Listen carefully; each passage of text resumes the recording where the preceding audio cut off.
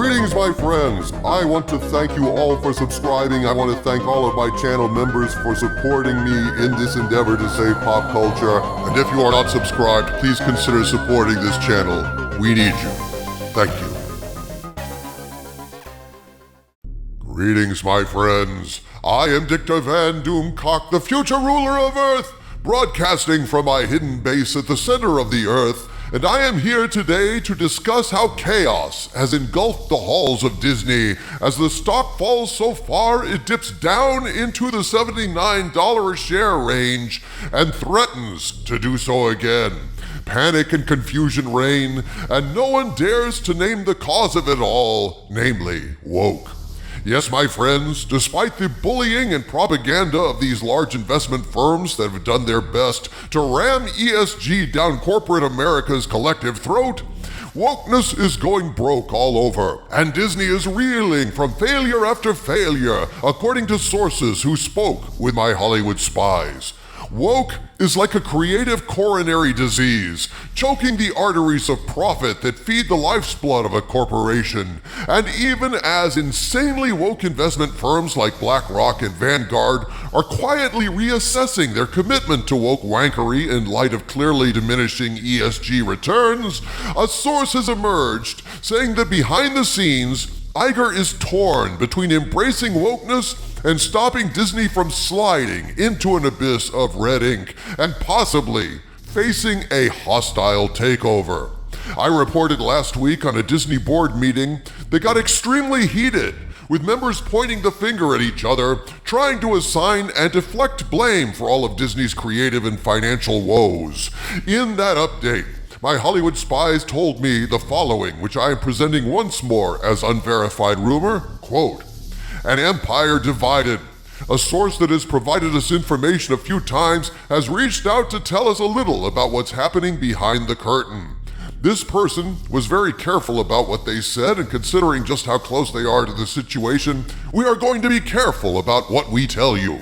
According to this source, the latest meeting was pure chaos, with everyone pointing the finger at each other, blaming any and everything except the real problem. This source was very clear.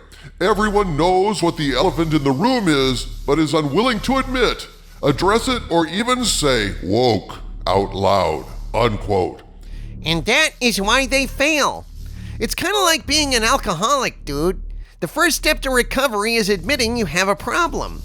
But if the Disney board is unwilling or unable to face up to the fact that wokeness is killing the Disney empire, they're just not going to make it.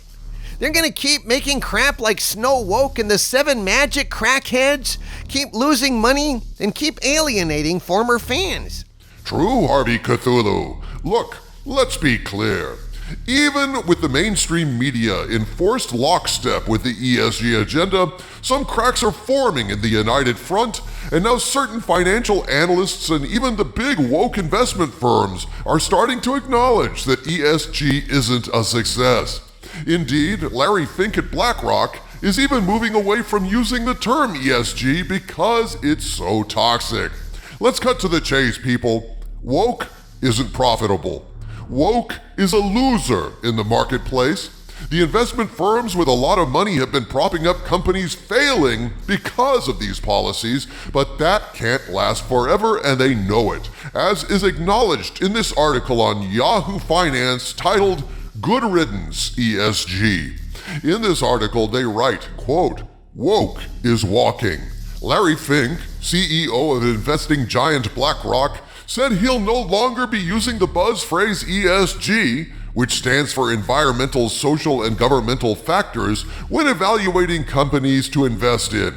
ESG investing gained some popularity in recent years as a set of non-financial metrics to help guide conscientious investors toward ethical companies and away from malfeasant ones.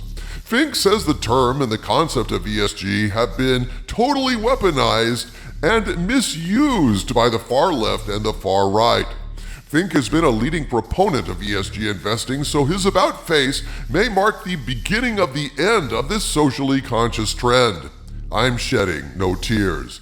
ESG investing may have been worth a shot, but it has turned out to be counterproductive, outdated, and ineffective. Markets should also do what markets are good at, which is maximizing profits and efficiency. Other institutions should regulate pollution rules, police corporate governance, enforce the rights of all minority groups, and pursue the other goals of ESG investing. There's never a bright line delineating where the market ends and government begins, and the ESG movement has been a kind of trial and error effort to move those lines a little bit, which is fine, but the experiment failed. Here is how each leg of ESG investing flopped, unquote.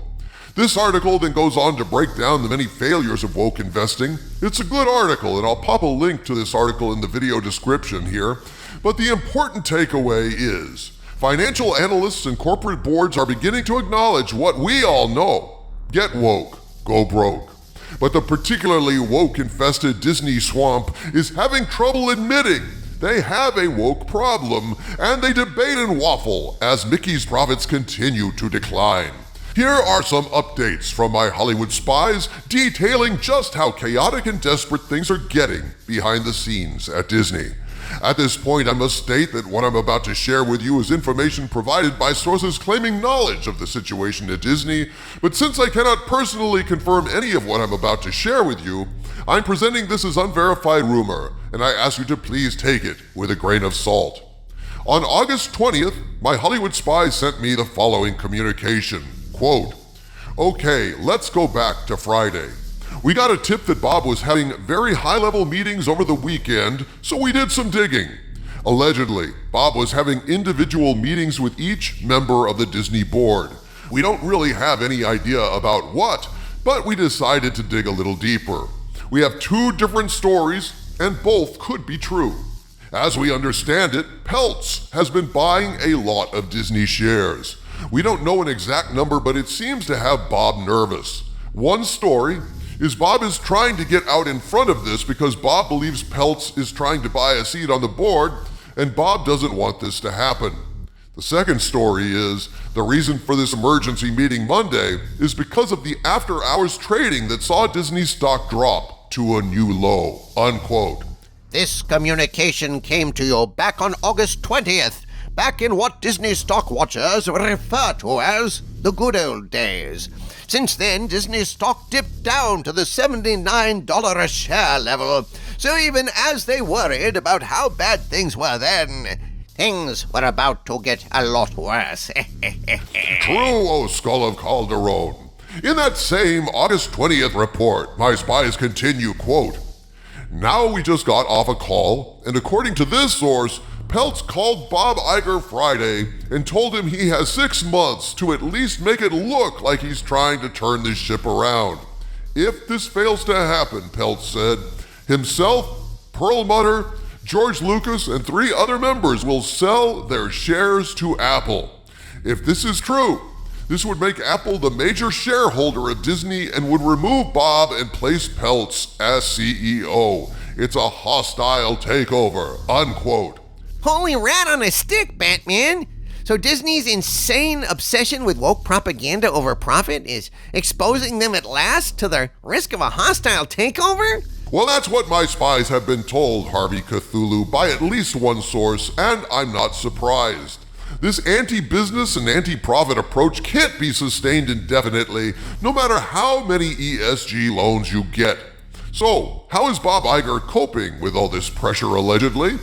On September 1st, my spies sent me the following update, quote, "We have got some serious information in the past few hours. Bob Iger is stuck between a rock and a hard place, namely Blackrock and Vanguard being the rock, and the board that still wants to make money and the investors that expect to make money being the hard spot. We are being told that Peltz may be behind the recent Disney lawsuits. We asked in what manner. According to sources, Peltz may have fed certain information to these groups to give them clues to go on. We are still getting information from other sources that could indicate that there is definitely something to this. As soon as we have enough information, we will get it to you ASAP," unquote. So if there's any truth to these reports, Peltz is actively pursuing a seat on the board to fix Disney and pull the woke teat right out of Mickey's mouth. Then on September 7th, I got this latest update on how bad things are behind the scenes. Quote, in the past few weeks, we've been getting sources coming to us. One source had this to say, the wheels are coming off. It's complete chaos behind the scenes here. Bob is losing his grip. Even some of his own hand-picked people are starting to whisper behind his back. We asked, what exactly is the issue? The source replied, I'm going to be blunt. The truth is everyone knows the real problem. You yourselves call it woke propaganda, and you're right, but it's deeper.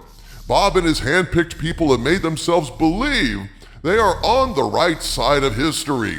These people are standing up for the little people. They have themselves believing they will go down in history as the saviors of everything, that they made it right. And yet, it's not only losing the money, but it may destroy Disney, and the simple fact is, in order for these people to turn the ship around, they would have to admit they were wrong.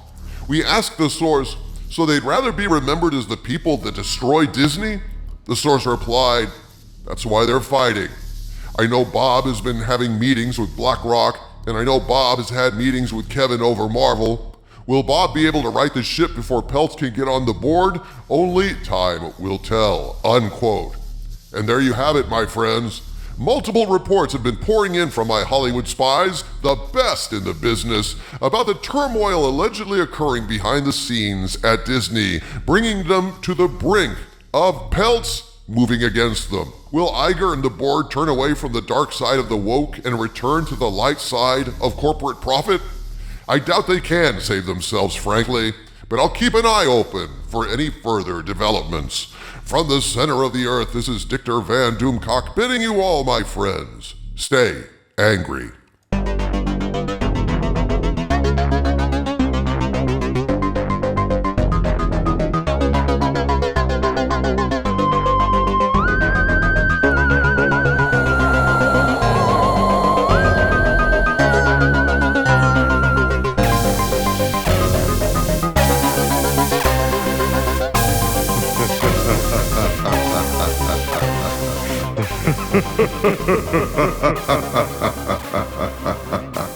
Ha ha ha ha ha ha.